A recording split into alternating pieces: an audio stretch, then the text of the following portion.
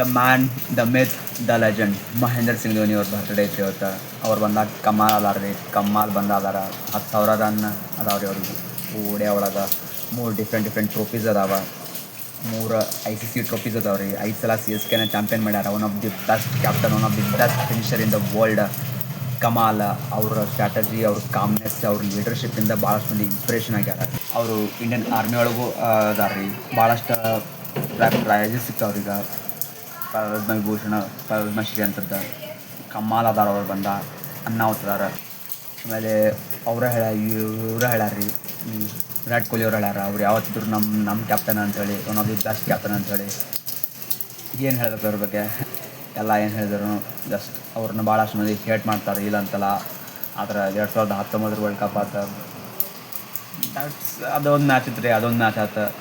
ನಾವೇನು ಹೇಳಕ್ಕೆ ಬರೋದಿಲ್ಲ ಅದಕ್ಕೆ. ಅವ್ರ ಸ್ಟ್ರಾಟಜಿ ನಿಂತು ಗೊತ್ತಿಲ್ಲ. ಆ ಟೈಮ್ ಒಳಗೆ ಅವ್ರ ಮೈಂಡ್ ಒಳಗೆ ಏನು ಮಾಡತ್ತಿತ್ತು ಗೊತ್ತಿಲ್ಲ.